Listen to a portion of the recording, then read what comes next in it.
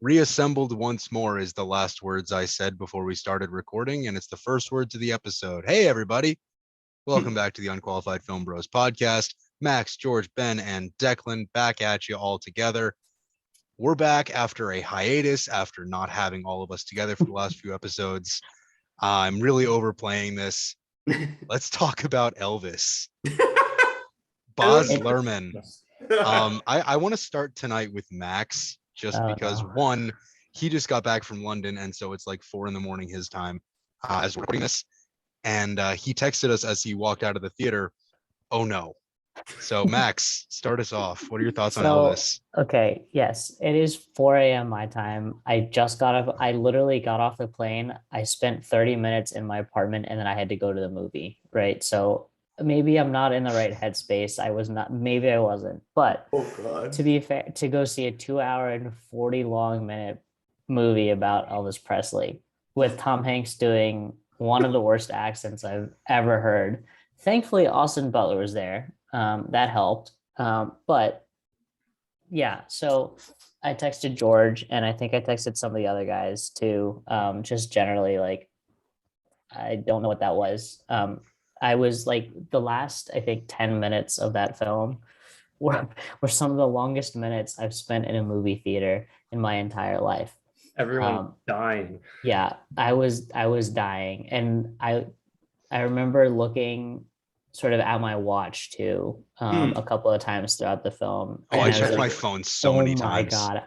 That a fair amount. We're only 45 minutes in. What is that? I swear to God, I've been in here for 2 hours already. Like that's how long, like this movie is just interminably long. And honestly, it's boring. Like I was bored. Again, full disclosure, yes, I might not be in the right mindset for this, but nevertheless, that is what I felt coming out of this movie and during the movie. I feel as though, I think it was you, George, who sent it to us. Someone like made a tweet that I feel genuinely encapsulates the film perfectly for me. Oh yeah, I sent that to you, all of you guys earlier today, and I just knew in the back of my head that you would bring it up, Declan. Yeah. No, it was the tweet. The author of the tweet said something to the effect of like, here's Austin Butler giving like a complete Oscar gold worthy performance as Elvis Presley, and he's surrounded by Tom Hanks doing the stupidest goddamn accent in all of cinema. Like it's It like Austin Butler is actually good, but like I it's like the decisions that were made to tell this story were all decisions I didn't like.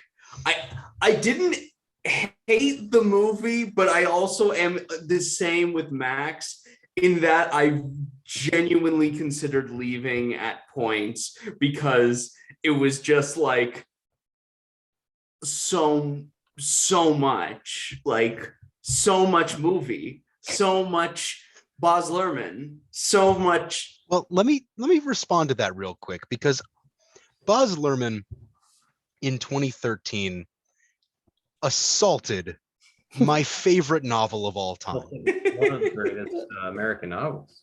I It's my birthday. I felt insulted. I have loved The Great Gatsby since the first time I read it, sophomore year of high school. It's my favorite book of all time. I read it again in college. It's like it's my favorite book. Really good book, honestly. Mm-hmm. Thank you, Declan. Glad to get your approval on my favorite book. Anyway, I watched Baz Luhrmann's Great Gatsby. It was so disappointing. I haven't seen the movie a second time. And what I didn't like about the first act of Elvis was that it was so Baz Luhrmann. You've got weird transitions, you've got, overlays, you've got almost strange looking CGI at times, and it just felt too Baz Luhrmann. Mm-hmm. But then, and I pointed this out in my Letterboxd review, I pointed out when I've been talking with you guys, as Luhrmann moves through the film into the second and third act, he moves away from his own style as a director and into something more traditionally associated with the biopic format. There were, not necessarily story beats, but there were tropes, you could say, in the course of the execution of the story that felt like Rocket Man, Bohemian Rhapsody, real, and I'm not saying that this isn't a real biopic, but real traditional biopics. And I think, while I didn't enjoy Rocket Man, and Bohemian Rhapsody is one of my 15 favorite movies of all time, Elvis is closer to the bottom than the top, but the film is at its best when Tom Hanks isn't on screen. Never a phrase I thought I'd say. Worst performance of his career, I think.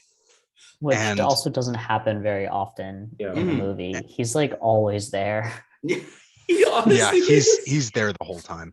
And it's at its, just to finish my point, it's at its best when Butler is carrying what feels like a traditional biopic.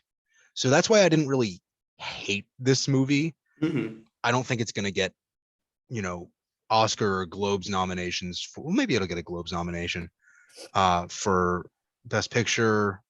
I mean, Best Musical or Comedy at the Globes is pretty much it's to lose right now, I would guess, just because of Austin Butler's performance. But you're going to see Austin Butler nominated for an Oscar for Best Actor. You're going to see Tom Hanks win the Razzie for Worst Supporting Actor. Yeah. I should win the Razzie, lose the Razzie. I will say, this was a confusing movie to judge and to watch. Tom Hanks, he's terrible. I want to talk about Austin Butler first, just because he is the bright star of the movie. It's a phenomenal job. He's a fantastic Elvis. It has everything to do with us. A lot of the early scenes is him singing. It's not Elvis. Really? Yeah, he didn't dub. The later songs, like Certainly of the Residency, that's Elvis. Before that, that's Elvis. That's Austin Butler singing Elvis. I didn't know that. And I think he certainly should get a nomination for Oscar. But it is a weird thing where this movie feels like it has 2 stars. It's an Elvis movie, but there's clearly 2 stars, and the other one is Colonel Tom Parker. It is a bold choice to do. I get why he did it, because they're so entwined that his downs are related. But at the same time, Tom Hanks is a great actor. He's never, ever been one that's like, oh yeah, this guy can do accents. What was the last accent you've heard Tom Hanks do? Has he ever in a movie? Because I think there's a reason. Which is, it really ruins a lot of the drama when you're dealing with Austin Butler doing this fantastic scene, and then Tom Hanks is in most of it. All right, what? I think the last film I can identify Tom Hanks with an accent in, The Green Mile. Oh, wait. What about We're going back? Gump? We're going back like 23 years to The Green Mile. Wow. 1999, The Green Mile. Yeah, it had like a southern twang, but it was like really, really bad. And then there was Forrest Gump. Oh yeah. Yeah, there was Forrest Gump though. But Forrest Gump is nearly 30 years ago. Anyway, Ben, continue. That's the thing, is like, so he does a pretty good job in the acting department. What you would expect from Tom Hanks. He does a pretty good job. Not the best acting job, but it's really just brought down. Everything's brought down by the phony accent. It just sounds bad. Well, it's the combination of the phony accent, the fake nose, the fat suit. None of that mattered as much to me than the accent, because when you're having these intricate dialogues, really emotional dialogues, it's like, okay, I'm taken out of it when he's talking like, the third member of Two Crazy Guys from Czechoslovakia. They're not crazy guys. They're 2 lonely children. 2 odd, lonely children. It's like literally having a clown on screen for like half of it when it's supposed to be a serious drama. And that was the opening shot, Declan, of a clown. Yeah. Oh yeah. That's literally like the opening part of the movie.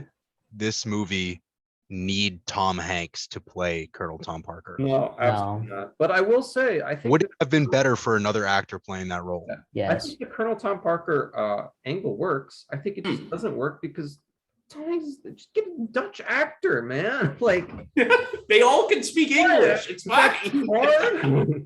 Or get someone who can actually do an accent. Tom Hanks should not have been cast for this role. And the other big critique, like you said, it does feel like a Baz Luhrmann film. In the later halves, you're right, it is a lot less. But I felt it was a strange beginning. Like for the first 45 minutes, all out Baz Luhrmann, to the point that it's so messy and confusing. It really is. You're supposed to be giving like, the beginning of Elvis and like Colonel Tom Parker, but I don't even get anything. I don't even know his mother's name through the movie. Like I don't say it once and she dies. and it's going full speed ahead for the entirety of like the first 45 minutes as well. So it's like I guess that's Baz Luhrmann's shtick of like just throwing literally every. It's full speed ahead, but the story doesn't go anywhere in the first 45 minutes. Yeah, and so it's like it's almost like what is the necessity of this endeavor for telling the story of Elvis? Like it kind of seems like he was doing a lot of stuff, tying it back to black artists, which was okay, but like there were some weird choices. First of all, like when he would pull up, in some of the early scenes to like his black friend's house, when he goes to see like BB King and stuff. This like Love the actor who played BB, by the way. Yeah, he's great. But there's like hip hop music playing. It's like, why? Yeah, that was one thing that really stood out to me was the non-era appropriate music used. At least I counted at least twice. And the cover of what is it? Falling in Love with You is like, why? Oh yeah, That was really weird. Can't Help Falling in Love. Though I must say, The best cover of that song ever done was by my college a cappella group, by the way. Oh, yeah. Sophomore year. I will say though, like also just in terms of the opening scenes, the people at Warner Brothers must have been so happy when they were reminded that Elvis's favorite comic character was Captain Marvel Jr. It's like, we own that. We can just include him in the movie, guys. Let's include him in the movie. And they did. It's like he wears the first like they specifically reference Captain Marvel Jr. and Captain Marvel in general. That is part of it. Like Elvis did love it's. Oh yeah, no, it's absolutely like it makes sense. It's just I'm sure Warner Brothers was very happy. This wasn't Space Jam 2 where they're just shoving their IP into everything. Yeah, but to be fair, I thought it was nice they did Captain Marvel. So he was Captain Marvel at that time. He was no longer Captain Marvel after that because he became Shazam. For a while, it was like he was called Captain Marvel. The comics had to be called Shazam. Now they kind of moved to like just calling him Shazam in general. It's like it's kind of like halvesies. Half the time he's Shazam, half the time he's Captain Marvel. Yeah. Most of the like recent comics, ever since like certainly the 80s, I think he's Shazam most of the time. Yeah. But they changed it just because they're like, oh, Marvel's Marvel. Yeah, they proceeded with that. Yeah. I don't think it was illegal. Makes sense. But yeah, going back to Elvis, I really did like the musical scenes. I will say he did those really well. And I think the one time that the Baz Luhrmann, cuts all over the place was the first time he was playing at the Residency hotel. It weaves together a lot of different scenes. And I think it does it well. And if it had been more of that, I think it would have been better. But it just seems like he's trying to go in 500 different angles.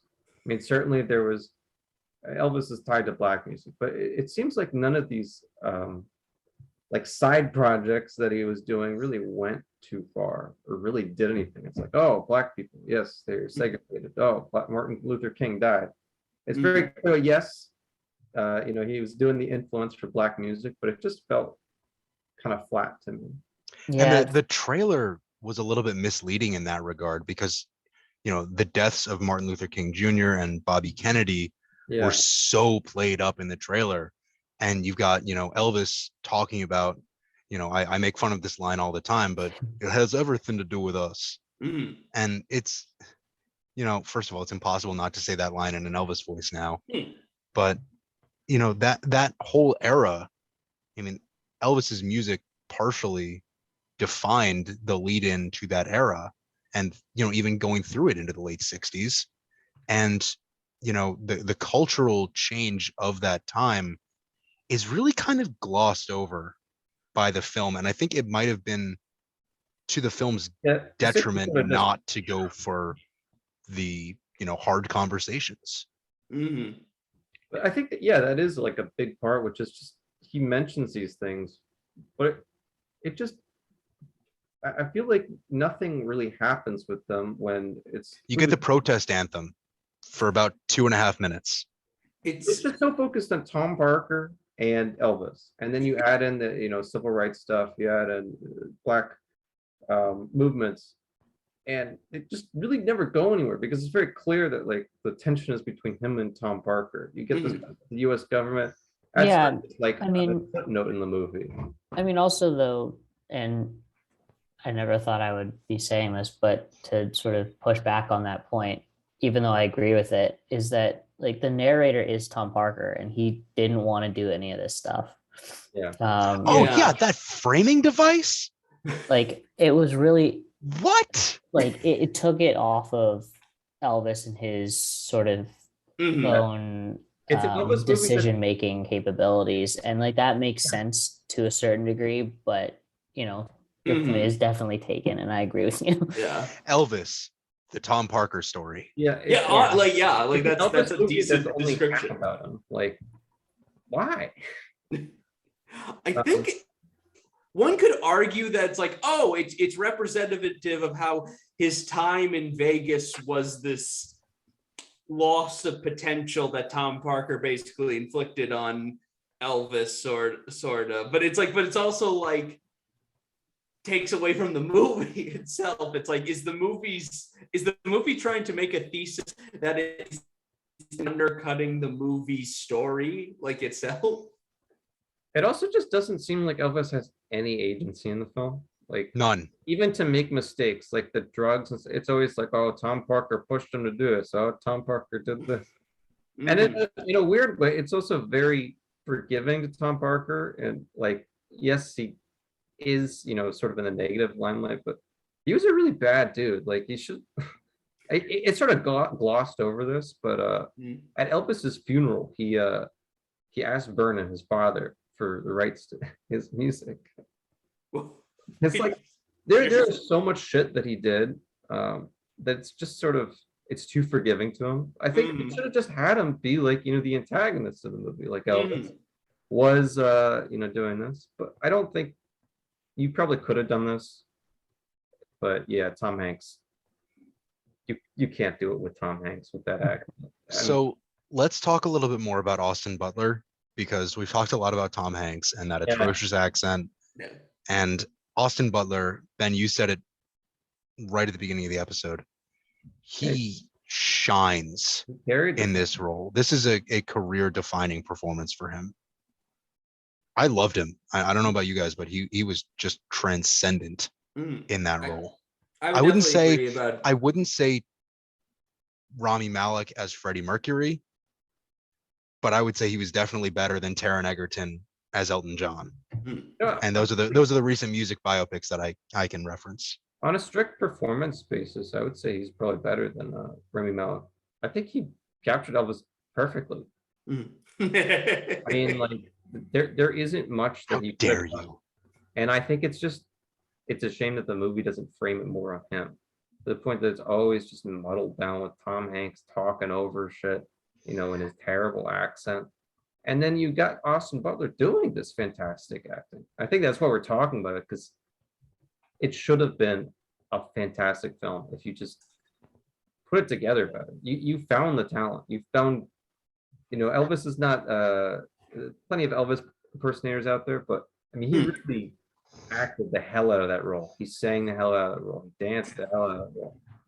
Was Elvis. And when they did the, film at the end, I was sort of like looking again, because I was like, oh, that's got to be Elvis.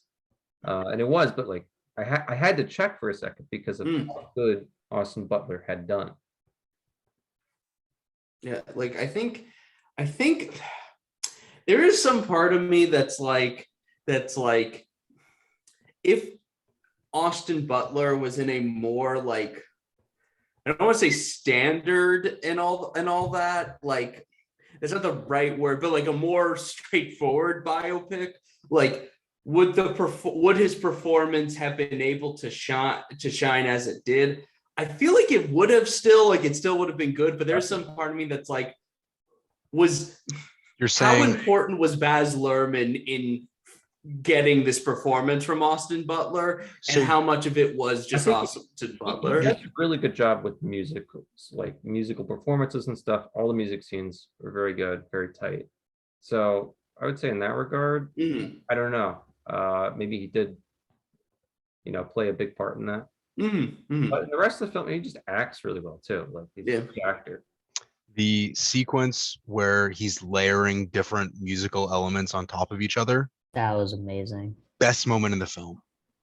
Yeah, that's That scene, I mean, I was glued to the screen, wanting to know what was coming in next, what part, what sound was going to be added, and how was it going to play in. And it was just, I mean, there are moments in the film, and 95% of them at least are driven by Austin Butler's performance. Mhm. But there are moments that are just brilliant, and I don't like the work that Baz Luhrmann does with his films, and I haven't seen many of them, but I don't like what I've seen.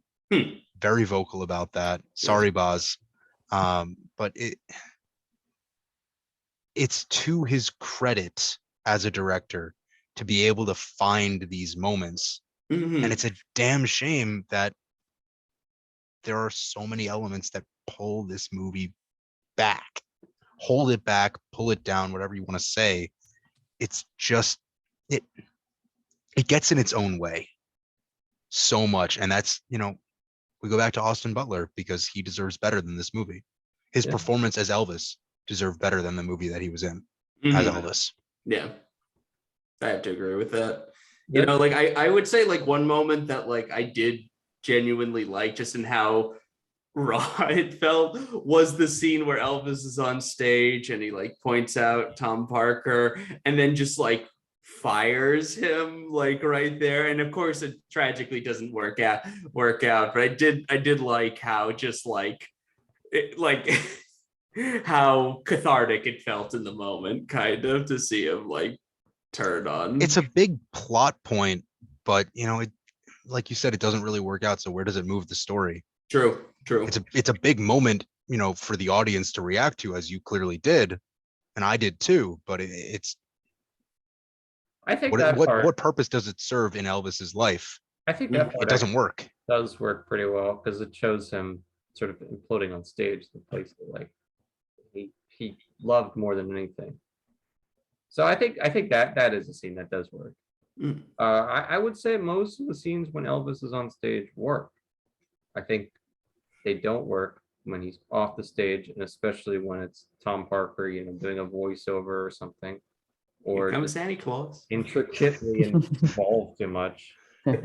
They spend way too much I time couldn't even on the understand Christmas some of the special. things that he said. Also, like Yeah, why was that like a 30-minute Like portion of the movie where And we like- were and like they- obsessed with the Christmas special? they really the Christmas emphasize- that was like almost as long as the actual Christmas special. like why did they like he kept bringing up Here Comes Santa Claus, like why, like he doesn't end up singing that or do like a variation on it, so like what was the point of it? Like I'll take a random guess into the Mhm. mind of Baz Luhrmann and guess that his idea was Tom Hanks is so obsessed with money that he was obsessed with Christmas, and here comes Santa Claus. Santa Claus comes and brings presents, brings money. And he was doing this all to sell sewing Snow. or something, or yeah, something. A snowman. Yeah, snowman. That was so weird. There are some who I guess make me I don't out know. to I don't think be it works at all. Like the villain of this here story. his character's also a little flat. It's like, oh, greedy person. Oh, he's manipulative. One dimensional. Guy's an asshole. You're absolutely right. What? And also just like how easily he manipulates Elvis too, right? Like it's and again and again and again. I mean, think it's just seeing more bursts of like anger throughout that. Like, oh my gosh. And like also the part where, I mean, again, it's supposed to feel that way, but still the part where Elvis for some reason agrees with him to do the show in Vegas, it's like no, don't, why, no, stop. I know they're paying for everything, but just don't do it. I think that the initial part of that seems pretty good. I thought I didn't know how I felt like when he was performing and they're like doing deals on napkins and stuff. I was like, all right, this is just like, you know, mustache evil. Yeah. Oh, money. And it was just too cartoon, along with his accent, obviously, like we talked about. But yeah, even his character was just really cartoony. And you know, I'm gonna take it back. I actually think the acting performance, you know, the accent sort of disguised it. The acting performance isn't good either. I don't know whether it's the script, but Just But he- I mean, complete he didn't really 180 have from to- what you said 10 minutes ago. he didn't really have to do, but he didn't really have to do anything. no, he didn't. Like it's not like it was that challenging of a role for someone like Tom Hanks. No, But to take such an important figure in Elvis's life, arguably the biggest figure in Elvis's life, other than Elvis, and essentially turn him into a caricature. I mean, is that a disservice to the story of Elvis? I think you could have done a much better job playing out how he's addicted to gambling and Elvis got addicted to drugs. And they didn't play it up at all. It's just like, oh, he's out of money. Oh, Elvis dying. It's just so flat. And Baz Luhrmann films to me have always felt so flashy, but there's no substance. Yeah. Put so much on the screen and expect people to get something out of it. And maybe some people do. You know, there's plenty of things you can get out of it, but I don't think that's a good film that like. There's no direction to it. You can I feel like it's just like nothing there. Yeah, Moulin Rouge is, I feel like, the only film of his that I feel like I like a decent amount, you know. I mean, I like Moulin Rouge kind of, but I feel like all of his other films probably have decent enough cores, but like his additions just don't add to. I mean, case in point is The Great Gatsby, right? Yeah, like that's like the core message, the core story, and then look at the product. Exactly. Like if we didn't have The Great Gatsby as one of the great American novels, that would probably be a pretty good film, right? Like we'd probably be having a different conversation. It wouldn't be this is the best film ever, but we'd be having a different conversation than we are right now. Because that's all we'd have of that story. Yeah. Like that's the only. We do have it. Brilliant source material. But Baz Luhrmann was not the one that made that. And I wanted to bring up, because you guys keep talking about The Great Gatsby, but one of the things that put him on the map was his famous Romeo and Juliet film. Yes, I was also thinking of that one, you know. Is that Shakespeare in Love? No. That's He did Romeo and Juliet. That's right. Oh, that's right. He did. Romeo plus Juliet. Romeo plus Juliet, where you take all of the original lines. You don't mess with Shakespeare. Obviously, you shouldn't do that anyway. But then he put it in a modern way, and to get around some of the naming conventions, he would do like the guns were called like sabers. Yeah, they call random stuff. And like it would like zoom in on just really cheesy zoom ins. And it just takes everything out of the damn play. It's like he wants to be an artist with his direction. Yeah. But the choice, the artistic choices only take away from the execution of the story. Yeah. I think that. I mean, you look at and we're gonna go off on Baz Luhrmann here a little bit, but you look at the atrocious CGI in The Great Gatsby, where you're looking across the Valley of Ashes, you're looking into 20s New York, you're looking at Gatsby's monolith of a house. There are artistic choices, and then there are artistic failures. It's gratuitous. Exactly. It doesn't work. If everything's on 10, where do you go to? Like, There's no nuance. Like it's just so flashy. And it would be one thing if the story like fit together well, but it doesn't. Especially the first half, which is arguably the most important for a movie when you're doing a movie about a person. yeah, Establish the character. You want to We're talking about Elvis again. Yeah. The name of the episode. yeah. The episode. I feel like again, it's like there's a dial for a movie, you know, where you have to make a good movie, you have to sometimes turn it up high and turn it down low, you know, to make the right mixture. And Baz Luhrmann just came in and twisted it all the way to 10, then broke off the handle and twisted it even further. And that's the experience of watching Elvis, at least for me.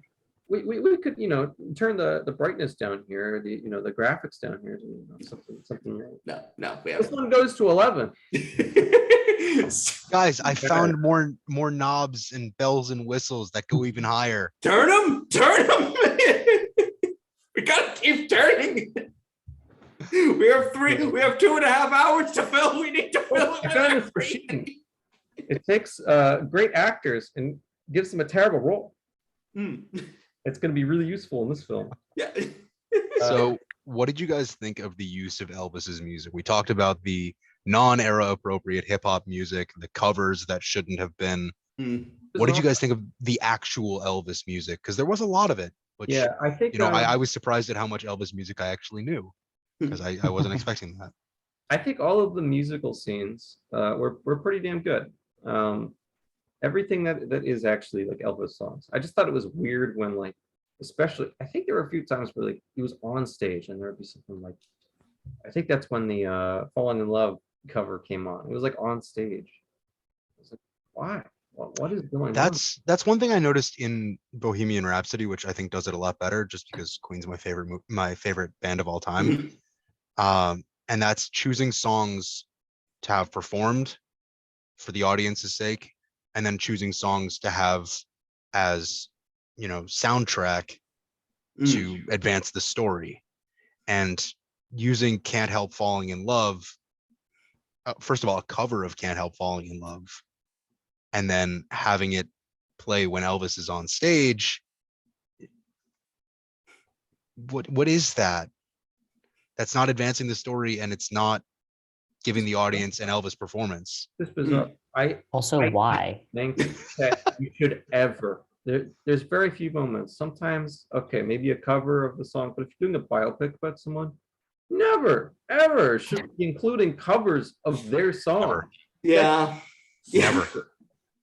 And I thought it was also bizarre that they had some like original songs by like Eminem and like Yeah. just random stuff. I think Casey Musgraves was the one that sang the Can't Help Falling in Love cover. That sounds right. Yeah. What's going on?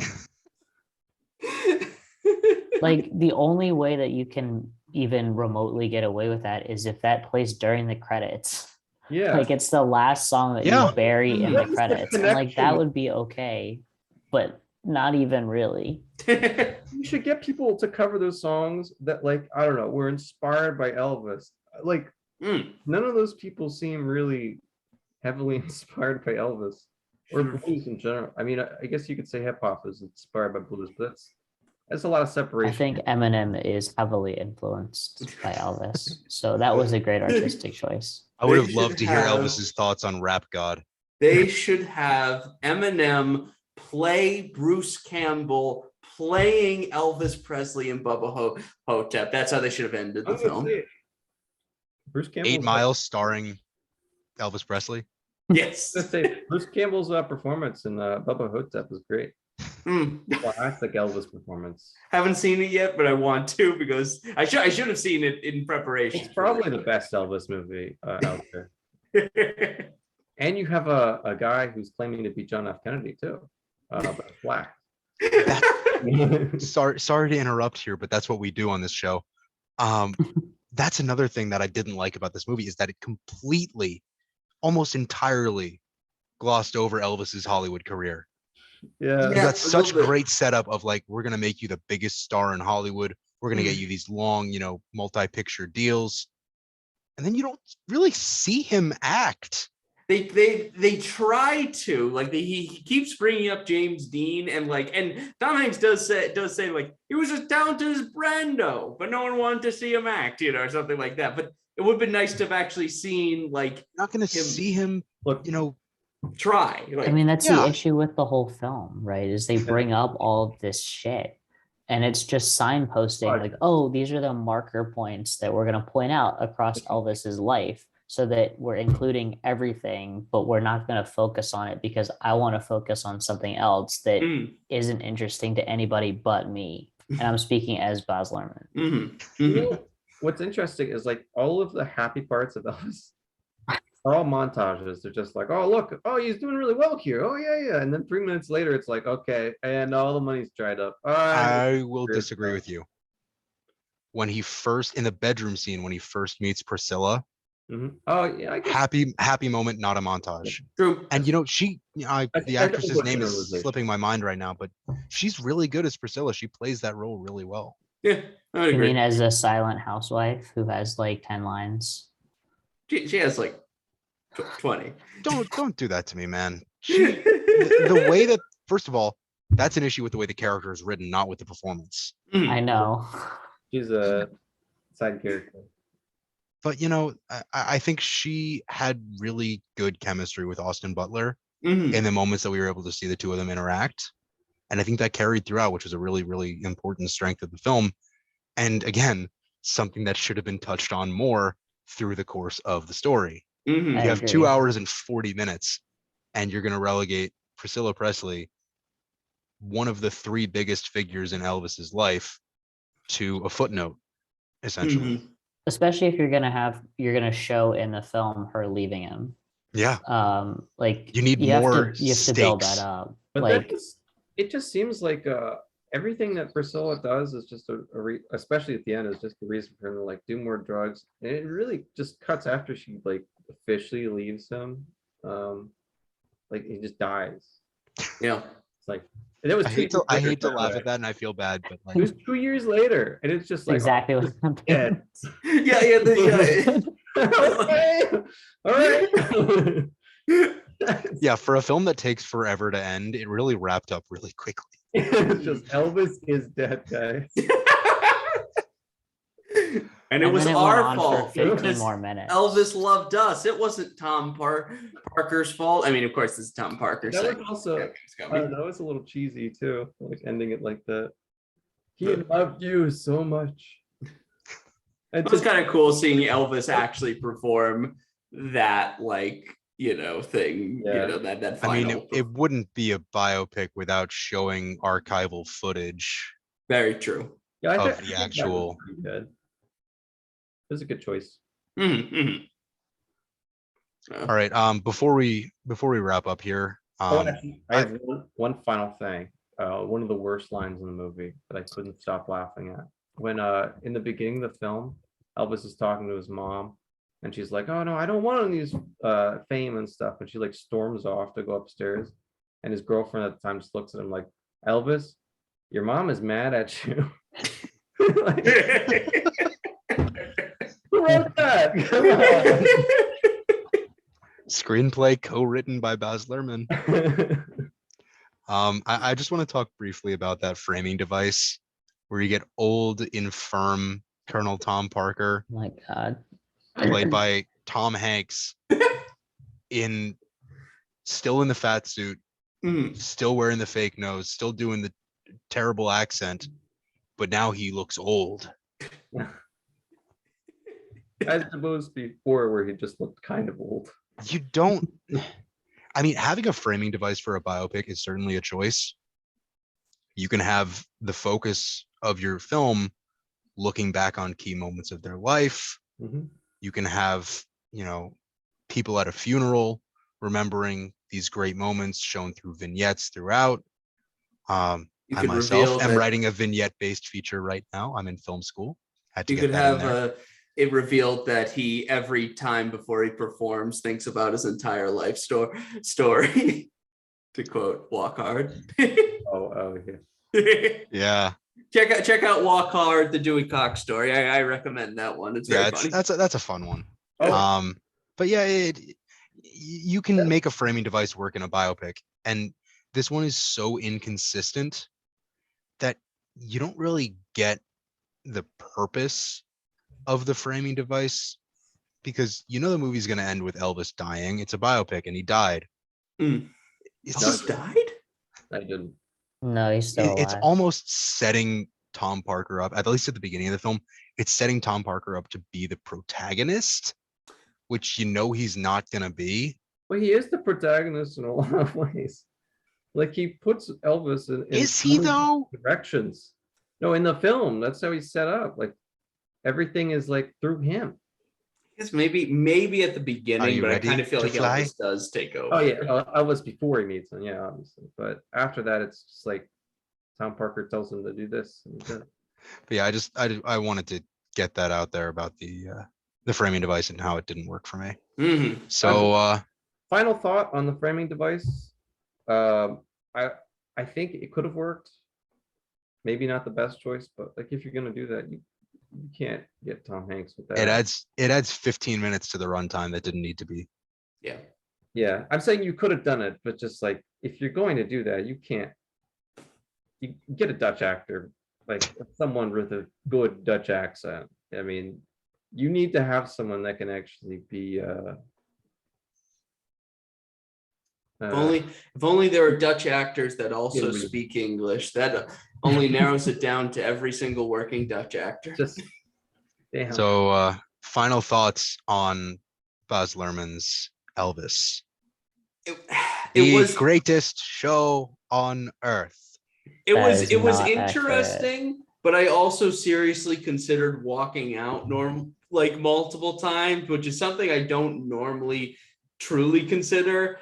And so the fact that I did that is a hit against it. I'll just put it as that. It's a disappointing film to me, just because there are many parts that I absolutely hated and many parts that I absolutely loved. I think Austin Butler was fantastic. The musical scenes are well done.